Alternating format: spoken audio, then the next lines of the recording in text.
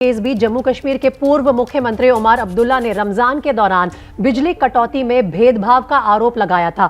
उमर अब्दुल्ला अब हमारे साथ लाइव जुड़ रहे हैं और सीधा चलते हैं मेरे सहयोगी आशीष कुमार सिंह के पास, जिनसे बात करेंगे उमर अब्दुल्ला। आशीष। प्रीति, बहुत बहुत शुक्रिया, आपने बिल्कुल सही इंट्रोड्यूस किया। बहुत समय से हम देख रहे थे कि उमर अब्दुल्ला साहब बोल बहुत कम रहे थे, एक्सटेंडेड तरीके से अपनी राय रखते हुए हमने उनको काफी समय से नहीं देखा था। बीच में हाउस अरेस्ट में भी थे, कई वजह रही बीच में, लेकिन हिंदुस्तान का एक इतना प्रोमिनेंट पॉलिटिशियन जिसने अब अपनी राय रखनी शुरू की, आपने रेफरेंस भी दिया जो उन्होंने हाल में बयान दिया। मेरे साथ एक्सक्लूसिवली जम्मू कश्मीर के पूर्व मुख्यमंत्री उमर अब्दुल्ला साहब खुद है। सर, बहुत बहुत शुक्रिया एबीपी न्यूज से बात करने के लिए, और रमजान मुबारक हो आपको। शुक्रिया। मेरी कुलीग ने अभी जिक्र किया कि आपने कुछ दिन पहले, 2 रोज पहले उमर अब्दुल्ला साहब ये बयान दिया कि मजहब को देख करके ये तय किया जा रहा है कि बिजली कटौती हो रही है और जानबूझ करके ऐसा किया जा रहा है आपकी इफ्तारी के सामने। मैंने वो नहीं कहा, मैंने कहा कि हमारी जो भावनाएं हैं, हमारी जो मुराद, हमारी जो उम्मीद है गवर्नमेंट से कि इस पाक महीने में हमारे लिए सहरी का वक्त जब हम सुबह खाते हैं और इफ्तारी का वक्त जब हम शाम को अपना रोज़ा तोड़ते हैं, ये बहुत ज़रूरी वक्त होता है। और जब से मुझे याद है तब से हुकूमतों की कोशिश रही है कि इस दौरान बिजली की कटौती जो है वो कम से कम हो। लेकिन ये पहली मर्तबा लोगों ने देखा, ये मैं आप खुद नहीं बात कर रहा हूँ, अगर आप यहाँ से निकल के जाके श्रीनगर में या श्रीनगर से बाहर किसी से बात करें, किसी को भी रोकें, तो यही शिकायत करेंगे कि ये पहली मर्तबा है। पता नहीं, मुझे तो इससे पहले याद नहीं है कि इतनी बुरी हालत रही होगी रमज़ान के दौरान। और मैंने कहा, मैंने 2 चीज़ें, या तो इसमें लापरवाही है या ये जानबूझ के किया जा रहा है। ये जो दूसरा या लगाया ना आपने, विवाद उससे हो गया उमर साहब, होने दीजिए। ऐसा लगता है क्योंकि तमाम स्टेट्स हैं जहां पर ये क्राइसिस है। आप फॉर्मर चीफ मिनिस्टर हैं। देखिए, मैं मानता अगर के दिन भर बिजली नहीं तो ठीक है, तो आप नहीं दीजिए, नहीं है 24 घंटे बिजली नहीं है तो हम शिकायत नहीं करेंगे। लेकिन अगर दिन में 10 घंटे 12 घंटे आप बिजली दे रहे हो, 14 घंटे बिजली दे रहे हो, 16 घंटे बिजली दे रहे हो, लेकिन इस दौरान कट हो रहे हैं, तो क्यों? अच्छा, और फिर ये अचानक कैसे कि जब से हमने इस पे बात करना शुरू किया, और मैं अपनी बात ही नहीं, बाकियों ने भी इस पे बहुत बात की, तब से लगातार 2 दिन में अब हालात ठीक हो गए। कैसे हुए अचानक? आपको ऐसा क्यों लगता है कि इसके पीछे ये बाय इंटेंट, बाय डिजाइन? क्योंकि ऐसा क्यों करेंगे? ये अपने आप, ये इकलौता इंसिडेंट तो नहीं है ना। जिस तरह किया जा रहा है, मुल्क में जो माहौल तैयार किया जा रहा है, खासकर मुसलमानों को जिस तरह निशाना बनाया जा रहा है, हिजाब को लेके, हलाल मीट को लेके, जब बुलडोज़र चलाए जाते हैं तो किसके घरों पर चलाए जाते हैं और उसके ऊपर फिर जश्न मनाया जाता है। पत्रकार जो है, बजाय ये कि इम्पार्शली उसको रिपोर्ट करें, वो तो मतलब इसको सेलिब्रेट करते हैं। बुलडोज़र में बैठ के बुलडोज़र चलाने वाले को कहते हैं ना, आपने सिर्फ छत क्यों उड़ाया, दीवारें क्यों नहीं गिराई। दूसरा, ट्विटर के ज़रिए लिखते हैं कि अब तो बुलडोज़रों की कमी पड़ेगी, क्या हमें मेड इन इंडिया बुलडोज़र मिलेंगे या हमें इम्पोर्टेड बुलडोज़र लाने पड़ेंगे। कम से कम उमर साहब, मैं आपको ये अश्योर कर सकता हूँ कि एबीपी न्यूज़ ऐसा नहीं करती। नहीं, मैं आपकी बात मैंने आपको अप्रोच किया था कि क्यों ना आपसे बात की जाए। मैं आपकी बात नहीं कर रहा हूँ, लेकिन आप जानते हो ये कौन से लोग हैं जो इस माहौल में बजाय ये कि इम्पार्शली रिपोर्ट करें, वो इन चीज़ों का जो है वो मतलब उनको इन चीज़ों से खुशी मिलती है। अच्छा, आपने बुलडोजर की बात की तो मैं उस पर पहले आ जाता हूँ, मैं बाद में आपसे बात करना चाहता था। देखिए उमर साहब, जो अतिक्रमण है उसके खिलाफ जब कोई कार्रवाई होती है, एस्टैब्लिशमेंट का ये कहना होता है कि भाई अतिक्रमण ऐसा नहीं कि हम रिलीजन देख के कर रहे हैं, जहां भी ये अतिक्रमण कर रहा है, जो भी कर रहा है उनके खिलाफ कार्रवाई की जा रही है। ये तो बिल्कुल जहांगीरपुरी में दंगे हुए, अब उसमें 2 ग्रुप शामिल थे और बिल्कुल उसी के फौरन बाद उसी इलाके में बुलडोज़र चला। क्या दिल्ली में यही एक इलाका है जहां इलीगल कंस्ट्रक्शन है? क्या इसके अलावा और कोई इलाका नहीं है? बड़े से बड़े जो कॉलोनियां हैं, सैनिक फार्म्स जैसे, जिन पे आज भी अदालत की तरफ से उंगली उठाई जाती है, वो वहाँ पे तो कोई कार्रवाई नहीं।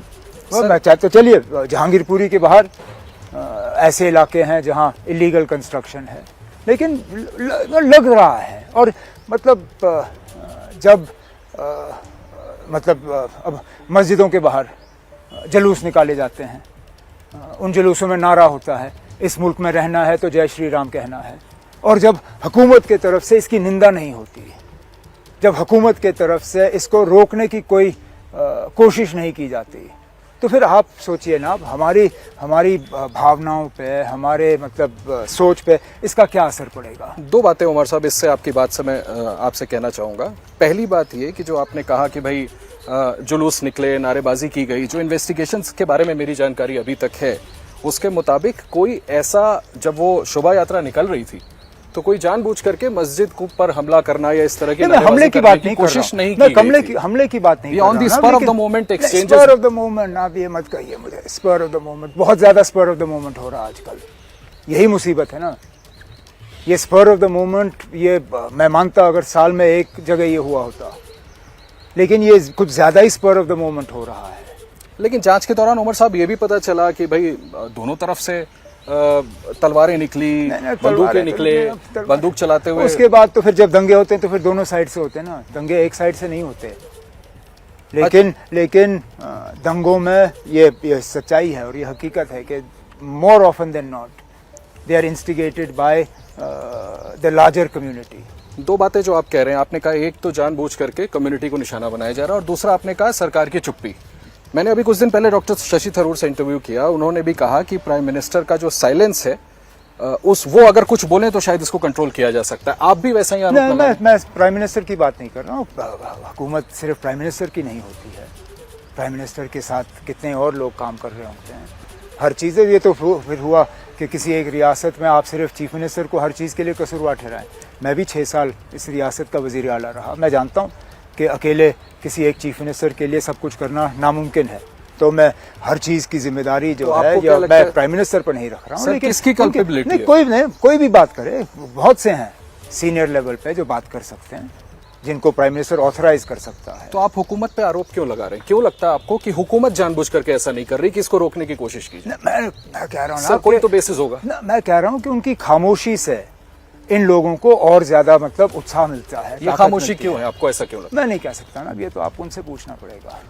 उमर साहब, आपने एक और बड़ा ऐसा बयान दिया जिसको लेकर के विवाद हो गया। आपने कहा अभी 2 रोज पहले कि मजहब को देख करके जो हमारे साथ भेदभाव किया जा रहा है, अगर हमें ये पहले बता दिया गया होता तो जम्मू कश्मीर का फैसला कुछ और होता। हमसे तो कहा गया था सारे धर्म बराबर होंगे। इतने साल इस देश में आप खुद फॉर्मर चीफ मिनिस्टर रहे, इस तरह के स्टेटमेंट के पीछे वजह क्या है? वजह क्या? परेशान हूँ, परेशानी है, हालात देख के परेशान हूँ। आप अंदाज़ा लगाइए ना, मैंने 20-22 साल में कभी शायद इस तरह की बात नहीं की होगी, इसीलिए मैंने पूछा। तो उसी से आप समझ जाइए ना कि कितना परेशान हूँ, उसी से आप समझ जाइए ना कि हालात देखते हुए जो मैं सुनता हूँ। मैं तब भी मानता हूँ ना कि हम यहाँ पे जम्मू कश्मीर में मुसलमान जो हैं वो काफ़ी ज़्यादा कंफर्टेबल हैं क्योंकि अक्सरियत हमारी है। लेकिन इस रियासत के बाहर मैं माफ़ी चाहता हूँ ना, अगर आपको दिखता नहीं है कि मुसलमान किस हालत में रह रहे हैं, किस डर का आज वो शिकार हैं, तो फिर मैं कुछ कह नहीं सकता। आपको लगता है कि डर का शिकार है? बिल्कुल है ना। इसका फिर उपाय क्या है? उपाय है उनको कॉन्फिडेंस देना। उनको ये नहीं लगना चाहिए कि वो इस मुल्क में सेकंड क्लास सिटीजन है। सर, ये बात तो प्राइम मिनिस्टर ने भी, आपको पता है, ओकेजनली इस बात को बोला है। वो मुस्लिम डेलीगेशन से मुलाकात भी करते हैं, उनको भरोसे में लेते हैं। काफ़ी कोशिशें सरकार की तरफ से भी की जाती है। और ज़्यादा करना चाहिए ना। अच्छा, और ज़्यादा करना चाहिए क्योंकि एक कॉन्फिडेंस गैप है। आप मान के चलिए, जब मुझ जैसा बंदा ये बात करना शुरू करे तो आपको मान के चलना चाहिए ना कि there is a gap in confidence, कुछ है। उमर साहब, एक मैं दूसरे मुद्दे पर हूँ, उससे पहले जब आप जैसा स्टालवर्ड अगर ऐसा कोई बयान देता है, आपको नहीं लगता सर कि इसका ग्लोबल इम्प्लीकेशन भी हो जाता है? हमारा जो पड़ोसी देश है वो कहीं, मुझे ना पड़ोसी देश से कोई लेना देना नहीं। वो पड़ोसी देश मेरा कोई दोस्त नहीं है। जितने मैंने साथी अपने खोए हैं इन 30-32 सालों में पड़ोसी देश के कोशिशों के नतीजे में, मैं पड़ोसी देश के लिए बात नहीं करता हूँ, मैं अपने देश के लिए बात करता हूँ। मुझे परेशानी अपने देश की है। अच्छा सर, मुझे परेशानी अपने देश के बाशिंदों की है। मैं चाहता हूं कि हमारे देश में जो लोग रहते हैं वो मतलब सही सलामत रहें, ठीक तरह से रहें। अपने देश में ही आता हूं सर। आपने कहा हुकूमत केंद्र में बीजेपी की है, आपको क्या लगता है कि जो वो अपने मैनिफेस्टो में कई बातों को लागू कर रहे हैं, चाहे वो 370 हटाना हो, अब यूनिफॉर्म सिविल कोड की हम बात सुन रहे हैं, या राम मंदिर, अगर इससे किसी कम्युनिटी को कोई प्रॉब्लम है तो क्या ये ब्लेम करना ठीक होगा उमर साहब कि इसकी वजह से माहौल उनके खिलाफ बनाया जा रहा है? क्योंकि वो तो अपना मैनिफेस्टो लागू कर रहे हैं ना। इसमें मैं समझना चाह रहा हूँ कि आपको क्यों ये गलत लगता है। मैनिफेस्टो लागू करिए ना, कोई ना मंदिर आप बनाइए, किसने रोका आपको? आपको अदालत ने इजाजत दी। हम क्या मंदिर पे शोर मचा रहे हैं? हमने कब कहा कि आप मंदिर मत बनाइए? आपको मंदिर की बनाने की इजाजत आपको दी। जहाँ तक 370 की आपने बात की, आपने हटा दिया। कैसे हटाया, क्यों हटाया, उस पर हम जाएंगे नहीं। उसको तो अब सुप्रीम कोर्ट उस पर अब अपनी सुनवाई जो है वो गर्मियों की छुट्टियों के बाद शुरू करेंगे। क्या नतीजा निकलेगा देखी जाएगी। एक पॉलिटिकल लेकिन अब एक चीज हुआ अपना मैनिफेस्टो उस पर काम करना, दूसरा हुआ सबको अपने साथ चलाना। आप कम्युनिटीज को कॉन्फिडेंस में ले लीजिए ना। अब कौन सा मुसलमान आज सड़क पर निकला है मंदिर के खिलाफ? कोई नहीं। मुझे बताइए ना, कौन सा मुसलमान आज कह रहा है ना यहाँ मंदिर नहीं बनेगा? बनने दे। वो कहा ठीक है ना, अदालत ने फैसला कर लिया हमारे सिर आंखों पे। मंदिर पे आज कोई बात नहीं कर रहा है। जब बात कर रहे हैं इस बात पे कर रहे हैं, मुझे बताइए। चलिए, आपने कहा कि क्यों हमें बुरा लगता है नवरात्रों में, क्या जरूरत थी ना ऑर्डर देने की कि मीट के दुकान बंद रहेंगे? क्यों, किस लिए? It's majoritarianism. मतलब ये कि क्योंकि आपके व्रत हैं मैं मीट नहीं खाऊंगा। ठीक है, मैं मान के चलता हूँ आप मेजॉरिटी में हैं, आपकी भावनाओं का हमें कदर करना चाहिए। आते हैं फिर हम कश्मीर पे। आज रोज़े हैं, जाइए ना आप शालीमार निशात जाइए। क्या वहाँ दुकानें बंद हैं? क्या वहाँ टूरिस्टों को कह रहे हैं कि हमारा रोज़ा है आप नहीं खाओगे? वहाँ मुसलमान सॉफ्टी की दुकान में बैठ के आइसक्रीम बेच रहा है, खुद रोज़ा रखा होगा, लेकिन टूरिस्टों को वो आइसक्रीम बेच रहा है वहाँ मुगल गार्डन्स के बाहर। ये होता है ना अब एक बराबरी रखना, ये होता है दिल बड़ा रखना, बजाय ये कि नवरात्रे हम कौन कहता है ना कि हम आपको तंग करने के लिए कर रहे हैं। ऐसा आपको क्या लगता है क्यों ऐसा किया जाए? वो तो ना जवाब आप दे दीजिए ना। मुझे लगता है कि हमें छेड़ने के लिए किया जा रहा है। छेड़ कर क्या हासिल होगा? क्या पता, क्या पता। जो कर रहे हैं उनको सोचना चाहिए। मुझे तो लगता है कि इससे नुकसान होगा। मैं आपको एक और हवाला देता हूं दोबारा से। मैंने जब डॉक्टर थरूर से बात की थी तो उन्होंने कहा था कि ऐसा लग रहा है कि इस देश में एक पर्टिकुलर कम्युनिटी को ये एहसास दिलाने की कोशिश है कि अब आपका ओहदा, आपका स्टेटस इस देश में वो नहीं रहा। क्या आपको भी ऐसा लगता है? आहिस्ता आहिस्ता लगना शुरू हो गया है। पहले नहीं लगता था, लेकिन आहिस्ता आहिस्ता अब लगने लगा है। और मुझे अफसोस है इस बात का, बेहद अफसोस है, क्योंकि मैंने इस मुल्क की मैंने नुमाइंदगी की है। मैंने वाजपेयी साहब के साथ रह के, फॉरेन अफेयर्स मिनिस्ट्री में रह के मैंने इस मुल्क को रिप्रेजेंट किया है। और जब इस मुल्क में रह के ये बातें हम सुनते हैं, देखते हैं, तो अफसोस तो होता ही है। मैंने देखा कि असदुद्दीन ओवैसी साहब ने कहा अभी एक रोज पहले, और बड़े भावुक हो गए, थोड़ा उनकी आंखों में आंसू आ गए, कि हमारी जज्बातों से खेल करके हमको दबाने की कोशिश की जा रही है। ड्यू कहता हूँ हमारे जज्बातों से ही खेला जा रहा है ना। मैंने कहा हमारी भावनाओं, हमारी जज्बातों से खेला जा रहा है, वो है। उमर साहब, आप इसको रोकेंगे कैसे? देखें, अगर मैं तो बात ही कर सकता हूँ ना, उससे ज्यादा तो क्या करूँ। नहीं, एक और चीज हो रही है पैरेलल, मैं उसके बारे में भी आपसे बात करना चाहता था। आपको मैंने देखा था दिल्ली में, आपने कुछ सो कॉल्ड G23 के लीडर्स की जब मीटिंग हुई थी, या ऑपोजिशन की भी बात करें तो हम देख रहे हैं, देखिए अगर कैलकुलेट करें उमर साहब तो तकरीबन 150 सीट बनती है जो ऑपोजिशन, जो रीजनल फोर्सेज हैं उनके पास हैं। अगर आप 400 सीट को हटा भी दें और कांग्रेस किसी तरह 100-125 पे आ जाए, तो क्या ऐसी कोई कोशिश हो रही है? नंबर गेम छोड़िए ना अब। हम क्यों सिर्फ ये उम्मीद करें कि इन चीज़ों का इलाज इस हुकूमत को हटा के ही होगा? इस हुकूमत के रहते रहते क्यों नहीं? नहीं सर, एक पॉलिटिकल मैंने देखा कि कोशिशें चल रही है कि ऑपोजिशन साथ में आ जाए। जब हमारे वजीर आजम साहब ने कहा है कि वो हर किसी के प्राइम मिनिस्टर हैं, उन्होंने कभी ये नहीं कहा कि वो किसी एक फर्द के प्राइम मिनिस्टर हैं या किसी एक तबके के प्राइम मिनिस्टर हैं, किसी के एक ग्रुप के प्राइम मिनिस्टर हैं। वो तो कहते हैं वो पूरे मुल्क के प्रधानमंत्री हैं। तो फिर इन जो मतलब हमें लगता है कि हमारे जज्बातों की कदर नहीं की जा रही है या हमें डर लग रहा है, हमें क्यों ये लगना चाहिए कि हुकूमत बदल के ही इसका इलाज होगा? सर, जब आपने जिक्र कर ही दिया प्राइम मिनिस्टर का, तो मैं फिर से पूछता हूँ, प्राइम मिनिस्टर से उम्मीद क्या है आपको? मैं गवर्नमेंट से उम्मीद रखता हूँ। मैं गवर्नमेंट से उम्मीद क्या उम्मीद है आपको? कि हमारे जज्बातों की कदर हो, के जो डर है लोगों में, उस डर का कोई मतलब उसको रिकग्नाइज किया जाए और रिकग्नाइज करने के बाद उसका कोई हल निकाले। सर ये बताएं कि जब दूसरे पक्ष की अगर मैं बात करूं, महाराष्ट्र में गवर्नमेंट जो चल रही है वो एनसीपी, शिवसेना, कांग्रेस मिलके चला रही है। एक member of parliament Hanuman Chalisa का पाठ करना चाहती है, वो भी गलत है। वो गलत आप उन पे राष्ट्रद्रोह लगा दें? नहीं, वो गलत है। वो बिल्कुल वो कहीं पे भी सही नहीं है। किस लिए? उनको भी खुली छूट है ना। अगर वो चलिए वो क्यों ना चीफ मिनिस्टर के घर के बाहर कर रहे हो, करने दीजिए, मुझे कोई एतराज नहीं। मैं कहता हूँ ना, अगर मेरे घर के बाहर आप नारा लगाना चाहते हैं कि इस मुल्क में रहना है तो जय श्री राम कहना, कहिए। मेरे घर के बाहर जो कहना आप कहिए, लेकिन जब मस्जिदों के बाहर किया जाता है ना तो उसका मतलब अलग होता है। अच्छा, मैंने एक आपका मस्जिद का आपने जिक्र किया, आपने कहा जामिया मस्जिद को बंद कर दिया गया था, ये आपने बयान दिया है, मैं उसको रेफर कर रहा हूँ। लेकिन जब मेरी उमर अब्दुल्ला साहब कुछ स्टैब्लिशमेंट के लोगों से बात हुई, उनका ये कहना है कि भाई देखें, जब कोविड के बाद जामिया मस्जिद को खोला गया था ना तो नारेबाजी तक हुई थी, लोगों को अरेस्ट करना पड़ा था, तो कोई अप्रिय घटना ना घटे। तो फिर आप मानते हैं ना कि हालात नॉर्मल नहीं है। मैं वही कह रहा हूँ, तो फिर आप मानते हैं कि हालात नॉर्मल नहीं है।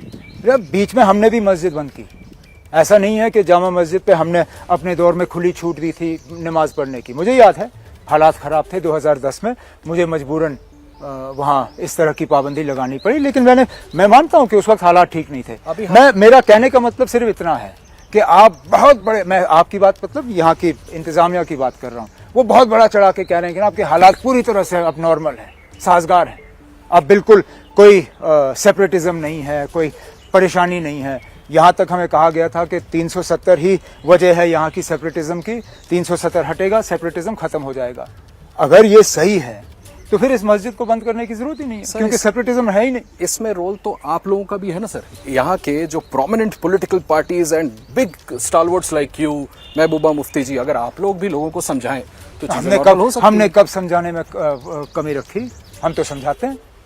हमने कब, हम तो 96 से समझाते आ रहे हैं ना। जब यहाँ किसी और के ऊपर नजर नहीं पड़ी, इस मुल्क को हमारे ऊपर नजर पड़ी, और हम तब से समझाते आ रहे हैं लोगों को। हमने ना 88-89 में लोगों को समझाना शुरू किया कि जिस रास्ते पे वो चलने की तैयारी कर रहे हैं वो उसमें बर्बादी के अलावा और कुछ नहीं है। मुझे याद है उसी हजरत बल जिसकी हम बात कर रहे हैं, हजरत बल में फारूक अब्दुल्ला साहब ने तकरीर की, कहा कि अगर यहाँ के नौजवानों को फारूक अब्दुल्ला पसंद नहीं है, मुझे बताओ, मैं छोड़ के चला जाऊँगा, लेकिन ये बंदूक मत उठाओ, इस बंदूक में आपकी तबाही है। हम ना 88-89 जब कुछ लोगों को जम्मू कश्मीर नक्शे पे मिलना मुश्किल होता, हम तब से ये बात करते आ रहे हैं, कोई नई बात नहीं है। आप हालात ख़राब का जो जिक्र कर रहे हैं, फिर ये यूएई का डेलीगेशन आता है, यहाँ इन्वेस्ट करना चाहता है, एलजी साहब उनको होस्ट करते हैं, प्राइम मिनिस्टर ने अभी विजिट किया जम्मू, वहाँ पर जिक्र किया, तो हालात अगर नॉर्मल नहीं है सर तो इन्वेस्टमेंट आ कैसे रही है? अभी आप ऐसे बात कर रहे हो जैसे बस बहुत इन्वेस्टमेंट, कहाँ है इन्वेस्टमेंट? आने वाली है, आने वाली हमने बहुत सुना ये आने वाली, और इससे पहले इन्वेस्टमेंट नहीं हुआ ना। यहाँ जो आपको अभी तक दिख रहा है वो सब हमारे इन्वेस्टमेंट का ही है, नया कुछ नहीं आया आपके पास अभी। कुछ नहीं आया अभी नया। मैं माफी चाहता हूँ, अभी तक जो भी पत्थर लग रहे हैं या रिबन कट रहे हैं वो सब पुराने काम है। आपको नहीं लगता कि आगे जो क्लेम किया जा रहा है, क्लेम किया जाएगा? जब क्लेम तो हम बहुत कुछ करते हैं ना। मैं आपको क्लेम करूंगा कि अगले इलेक्शन में 500 सीटें खुद लेके मैं मुल्क का वजीर आजम नहीं बादशाह बनूंगा। क्लेम करना बहुत बड़ी बात है ना, उसको रियलिटी में मुझे बताइए ना। आप यूएई से ला रहे हैं लोगों को, आप अपने मुल्क के इन्वेस्टर कहाँ हैं आपके? कहाँ हैं आपके इन्वेस्टर? कहा तो ये जा रहा है कि अपने कहाँ है ना, मुझे दिखाइए कहाँ पर है। मुझे एक नया प्रोजेक्ट दिखाइए ना जो आपके मुल्क के इन्वेस्टरों ने किया हो। आप यूएई से लोग ला रहे हैं, क्यों? क्योंकि आपके मुल्क के लोग यहाँ इन्वेस्ट करने के लिए तैयार नहीं। सर एक माहौल बना है, मैं आपने खुद कई बार ट्वीट किया है, जब ऐसा माहौल होगा कि यहाँ पर पर्टिकुलर कम्युनिटी के लोगों को, कश्मीरी पंडितों को चुन चुन करके, अभी हाल फिलहाल भी टारगेट किलिंग्स हुई जिसको आपने भी उस पर अपनी राय रखी, तो शायद इस वजह से माहौल ना बन पा रहा हो। इसको कैसे रोकेंगे जब यहाँ पर लोगों को बसाने की कोशिश की जा रही है, सरकार का एक इंटेंट है और कुछ ऐसा होता है जिसको रियलिटी में बदल दीजिए ना। सर आप पहले तो आप कबूल करिए ना आपके हालात पूरी तरह से नॉर्मल नहीं है। आप मानिए ना कि हालात नॉर्मल नहीं है। आप खुद कहते हो टारगेटेड किलिंग्स है, दूसरी तरफ से आप कहते हो सारा नॉर्मल है, इन्वेस्टमेंट आ रही है, सारा कुछ ठीक है। तो या आप कदम तो उठाने होंगे ना उमर साहब। कौन कहता है कदम मत उठाइए? मैं सिर्फ इतना कह रहा हूं कि आप लोगों को धोखे में मत रखिए, आप लोगों को धोखे में मत रखिए। आप मान के चलिए कि अभी भी जम्मू कश्मीर में हालात पूरी तरह से साजगार नहीं हैं। अच्छा सर, बतौर एक्स चीफ मिनिस्टर, जो अगर चुनाव होते हैं आगे चल के, हो सकता है आप फिर से इस स्टेट को लीड करें, मैं आपकी राय जरूर रीसेटलमेंट ऑफ कश्मीरी पंडित्स पे जानना चाहूंगा। देखिए ना, मैंने बार बार ये कहा है, मैं फिर इस बात को दोहराऊंगा, जम्मू कश्मीर से कश्मीरी पंडित चले गए क्योंकि उन्होंने अपने आप को यहाँ सुरक्षित नहीं समझा। जब तक वो अपने आप को यहाँ सुरक्षित नहीं समझेंगे वो वापस नहीं आएंगे। आप उनको घसीट के नहीं ला सकते हो। वो सुरक्षा कैसे दी जाए? अब यहाँ हालात ठीक करें, हालात ठीक करिए ना। अच्छा, हालात उनकी जो टारगेटेड किलिंग्स हो रही हैं उनको रोकिए। अच्छा, हालात ठीक करने के लिए उनके अंदर जो डर है उस डर को हटाइए। उमर साहब, वो एक कदम और बड़ा जो संभव है, मैंने उस पर भी आपकी राय देखी। आपने अभी इलेक्शंस का जिक्र किया। डिलिमिटेशन कमीशन जो है ना, वो अपनी रिपोर्ट 6 मई को इन ऑल प्रोबेबिलिटी सौंपने वाली है। आपने डिलिमिटेशन कमीशन के अस्तित्व पर ही सवाल खड़े कर दिए। ऐसा क्यों? क्यों हमने जो 5 अगस्त 2019 को हुआ, हमने उस पर सवाल उठाए। हमारा हक है सवाल उठाना। हिंदुस्तान जमहूरी मुल्क है या नहीं है? जमहूरियत है। जमहूरियत में सवाल उठाने का हक है या नहीं है? बिल्कुल ठीक। सवाल का जवाब हासिल करने के लिए हमें अदालत जाने की इजाजत है या नहीं है? बिल्कुल है। हमने वो किया। हम सड़कों पे नहीं आए, हमने एहतजाज नहीं किया, हमने यहाँ के जवानों के हाथों में पत्थर नहीं दिए, हमने माहौल बिगाड़ने की कोशिश नहीं की। हमने सिर्फ इतना कहा कि हम इस फैसले से मुतमईन नहीं हैं। हम चाहते हैं कि अदालत इस फैसले पे अपनी राय सुनाए। इसमें आपको एतराज क्यों? बिल्कुल उमर साहब, वही जमहूरियत चुनी हुई सरकार को ये हक देती है कि आप अपने फैसलों को लागू करें। बिल्कुल। और वही जमहूरियत हमें हक देती है कि हम उन फैसलों के खिलाफ अदालत में जाएं। क्या बीजेपी कभी ऑपोजिशन में बीजेपी ने अदालतों का इस्तेमाल नहीं किया? किया? मुमकिन है किया होगा। अब एक इस मुल्क के नागरिक के हैसियत से आपको मुझे बराबर 100% छूट है कि हम किसी भी फैसले के खिलाफ अदालत में जाएं। अब सिर्फ हम पे ये जिम्मेदारी बनती है कि जब अदालत का फैसला सुनाया जाए तो हम उस फैसले को कबूल करें। सर, क्या इस बात का कहीं डर है कि पहली बार जम्मू कश्मीर में कोई हिंदू चीफ मिनिस्टर? मुझे कोई डर नहीं है ना। मैं फिरका परस्त आदमी नहीं हूं। मैं जमहूरियत में यकीन रखता हूं। अगर जमहूरी फैसला जो मैं कहता हूं जो भी बने जमहूरी तरीके से बने, बैकडोर से नहीं। आप जमहूरी तरीके से बनिए, लोगों को अपना फैसला करने दीजिए और इसमें आप एक ओपन प्लेटफॉर्म दे दीजिए सबको। ये नहीं कि कुछों को घूमने की इजाजत तो कुछों को बंद। क्या बताऊं मैं आपको ना, क्या माहौल बनाया जा रहा है यहाँ पे पॉलिटिकल। यहाँ 1-2 पार्टियां हैं जिनके वर्करों को खुली छूट, हफ्ते के 7 दिन वो घूमते हैं, आगे 10 गाड़ियां, पीछे 10 गाड़ियां। वो जब अपनी बारात लेके शादी में जाते हैं तो बारातियों से ज्यादा उनके साथ पुलिस वाले होते हैं। एक वो, और फिर मेरे साथी जो 10-10, 15-15 साल मिनिस्टर रहे हैं, होम मिनिस्टर तक रहे हैं, जिनके ऊपर इतने हमले हुए हैं कि मैं गिन भी नहीं सकता। आज उनको PSO तक नहीं। मेरे जो साथी साउथ कश्मीर में रहते हैं, उनको पुलिस वाले कहते हैं कि आप हफ्ते से 1 दिन निकल के अपने इलाके में जाके काम करो, 6 दिन अंदर घर बैठो। तो फिर आप कहते हो जमहूरियत? सर, डिलिमिटेशन कमीशन अपनी रिपोर्ट दे दे, इलेक्शंस हो जाएं, जमहूरियत लागू हो जाएगी। इसमें क्या? जमहूरियत सिर्फ हुकूमत नहीं है, हुकूमत तक पहुंचना भी जमहूरियत है। कैंपेन, जो सिचुएशन, जो माहौल है सर, इसमें अगर इलेक्शंस होते हैं, लोग इलेक्ट होकर के आते हैं, एक कदम तो आगे बढ़ेगा। इलेक्ट तो पहली, आप तो गाड़ी बहुत आगे ले गए। मैं इलेक्ट से पहले वोटर तक पहुंचना, अपनी बात उनके सामने रखना, सिर्फ इसलिए क्योंकि मैं बीजेपी की मुखालफत करूंगा आप मुझे घूमने नहीं देंगे, निकलने नहीं देंगे। अब मुझे बताइए ना, आपने पंडितों की बात की, कहा कि उनको हौसला किस तरह दिया जा सकता है। पिछले दिनों साउथ कश्मीर में राजपूत एक मिलिटेंटों ने मारा। पहली मर्तबा शायद मिलिटेंसी में राजपूत कम्युनिटी से कोई मारा गया। महबूबा मुफ्ती जाना चाहती थी वहां ताजियत के लिए, घर के बाहर ट्रक लगाया। किस लिए? क्या कर रही थी वो वहां पे? क्या माहौल बिगाड़ रही थी? क्या किसी मिलिटेंट के घर जा रही थी ताजियत के लिए? क्या वहां पे लॉ एंड ऑर्डर का सिचुएशन बन जाता? सिर्फ जा रही थी उस कम्युनिटी को हौसला देने के लिए, उनको एक सेंस ऑफ बिलोंगिंग देने के लिए, इंतजामिया ने उनके घर के बाहर ट्रक लगाया। इंतजामिया ऐसा क्यों कर रहा है? आप उनसे पूछे, मैं क्या कह सकता हूं? सर आपका असेसमेंट तो होगा ना, इतनी बड़ी बड़ी बातें अगर आप आरोप लगाएंगे तो उसका आरोप basis क्या, होना चाहिए ना। ये आरोप नहीं है, हकीकत है, हकीकत, ये सच है। आरोप इंटेंट का। मैं इंटेंट पे नहीं आ रहा हूं, मैं फैक्ट्स पे आ रहा हूं। इंटेंट आप देखिए, इंटेंट पे आपको देखना होगा ना। आप इंटेंट क्या है आप इनसे पूछिए। उमर साहब, मैं सवाल पूछ रहा हूं कि क्यों। अच्छा मुझे ये बताएं, जवाब मैं नहीं दे रहा हूं। अच्छा मुझे ये बताएं, जो अभी हमें दिख रहा है उसके मुताबिक, जो होम मिनिस्टर का स्टेटमेंट था उसके मुताबिक भी ऐसा लगता है कि डिलिमिटेशन कमीशन की रिपोर्ट आएगी और उसके बाद इलेक्शंस कराए जाएंगे। हो सकता है प्रोबेबली नवंबर या दिसंबर में इलेक्शंस कराए जाएं। क्या आपकी पार्टी उस इलेक्शन में पार्टिसिपेट करेगी? क्या आपने कब कहा नहीं? आप खुद करेंगे? क्योंकि आपने मैं कहा- नहीं करूंगा। आप नहीं करेंगे? मैं नहीं करूंगा, पक्का? पक्का। तो मैं अगर उन लोगों में से नहीं हूं ना, आप जो सुबह एक बात और शाम को दूसरी बात। और मैंने जब कहा नहीं लड़ूंगा, नहीं लड़ूंगा। सर तो क्या जीते तो आप स्टेट को लीड करने के लिए चीफ मिनिस्टर का पोस्ट मैं नहीं लड़ूंगा ना, मैं लड़ ही नहीं रहा हूं। मैं नहीं लड़ रहा हूं ना, मैं अपनी पार्टी को लड़वाऊंगा, आप चीफ अपनी मिनिस्टर पार्टी भी को नहीं बनना जितवाऊंगा। चाहेंगे? नहीं ना, मुझे कोई ना दिलचस्पी नहीं है चीफ मिनिस्टर बनने की, और वो भी एक यूनियन टेरिटरी में। क्या बात करते हो ना आप? स्टेटहुड पहले या इलेक्शंस पहले? क्या आपकी क्या मांग है? नहीं, अब जो हम चाहते हैं और जो होगा दोनों में फर्क है। हम तो चाहते थे कि स्टेटहुड आ जाए, वो नहीं आएगा, वो नहीं देंगे। आप गए थे प्राइम मिनिस्टर से मिलने, प्राइम गए मिनिस्टर थे। ने बड़ी आउटरीच मीटिंग की थी। मुझे याद है कि उस दफा आपने you were kind enough to give me time to talk on that. वो बात कहां तक आगे बढ़ी है? आपको लगता है कि वो वहीं रुक गई जहां आप लोग? वहीं रुक गई, बदकिस्मती से वहीं रुक गई। उसके बाद कोई पेशरफ्त हमें नज़र नहीं आई।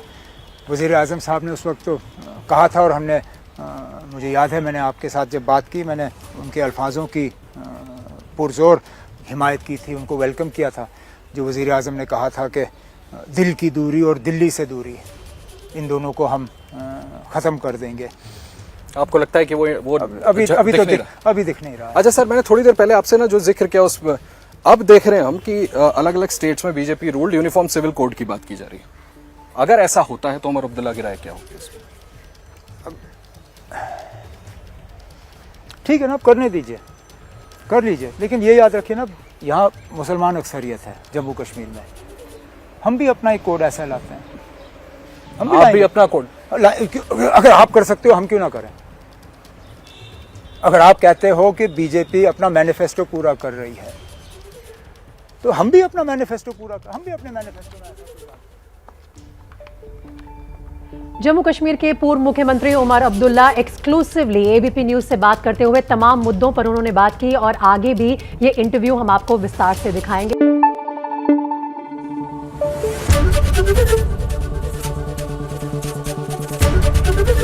एबीपी न्यूज आपको रखे आगे।